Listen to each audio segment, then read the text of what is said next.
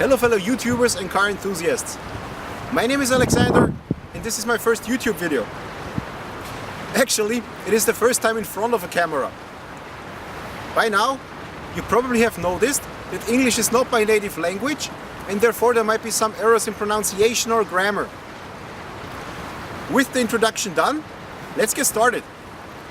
Today's topic is a car that has been sold millions of times and was a true people's car. However, it's not a Volkswagen. Its production stopped in the year 2000, but there's still thousands of them on the streets, especially in Eastern Europe. Can you imagine the car I'm talking about? Let me show you a short video clip, and I'm sure that a lot of you will immediately recognize this car. Enjoy!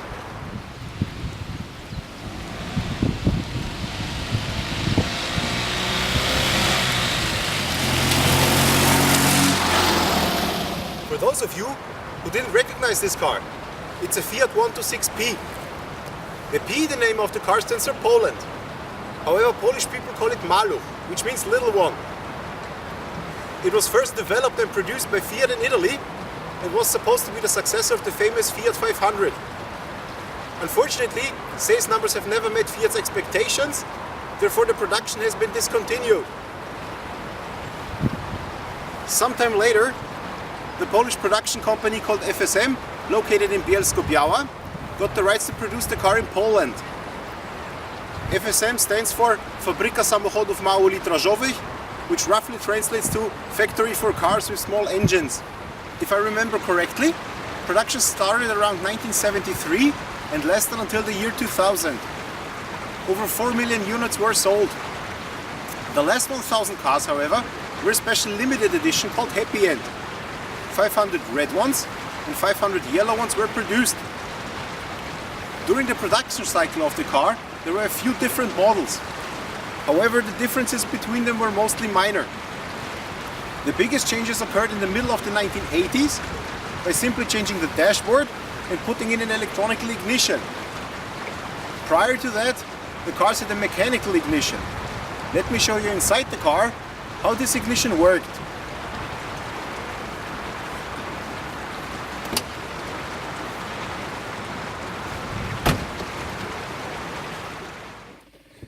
Those two levers were basically the ignition system. The left one was for the choke, to increase the fuel flow into the carburetor. The right one made the engine start. You just had to pull it up.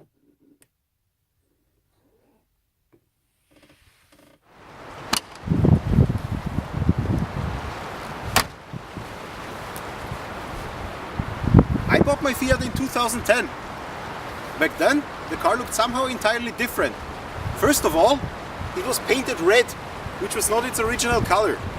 The inside of the car, however, had still its original paint job.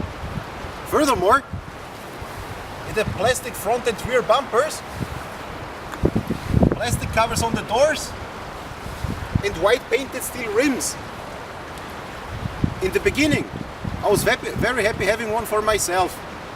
However, after some time, I wasn't satisfied anymore with just owning it. So I started imagining what I want my car to look like. As I'm a no talent when it comes to craftsmanship, I was only able to do little things. As far as I remember, the first thing I did was to remove the plastic bumpers and swap them for the chrome ones.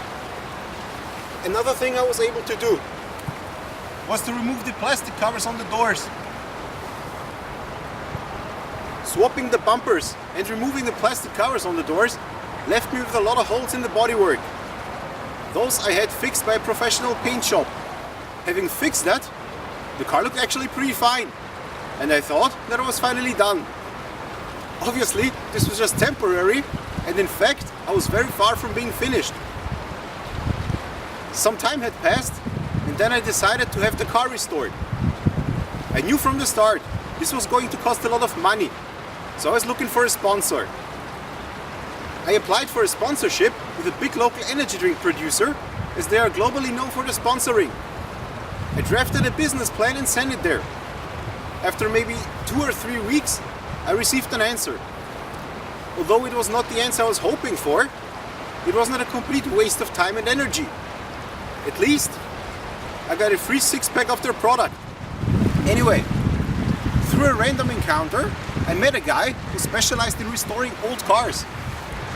The funny thing about it was that this guy had already restored a few Fiat 500s, which are very similar to the Fiat 126P, as it was his predecessor. So, the restoration started in February 2016. I wanted the car back in June, for the summer of course. Little did I know, it was July 2017 when the car was finally finished. Those are pretty long 17 months. They say good things come to those who wait, and indeed it was worth the wait. Prior to giving the car to the shop, I removed all the interior to save time and money. The only things left inside were the driver's seat, the steering wheel and the pedals. The whole process started with sandblasting the car to apply the new paint job later on. Lucky for me, the car had almost no corrosion that had to be fixed. Back then, Fiats were not the most durable cars when it came to corrosion. After that, it was time for the paint job. I was thinking for a long time which color to choose. Finally, I decided to go with the Ford Focus ST Orange called Electric Orange. Now it was time to put the car back together. I managed to buy mostly new parts, but had to use a few reconditioned ones as well. The day I got the call to pick the car up, I couldn't believe it. It's been such a long time. But as you can see for yourselves, the result is pretty amazing. Just this past summer, I went to Poland to visit some relatives, and I had my car transported there. My intention was to have the entire engine reconditioned, because it had already 80,000+ kilometers on it, so it was time. Unfortunately, or rather fortunately in this case, I had too little time. However, I managed to buy a completely new engine off the internet. Lucky for me, there was a local town mechanic who was able to swap the engine within a day. So basically, I have a completely new engine in the car. I will have the original 650 cubic centimeter engine reconditioned and put back onto the car at some point.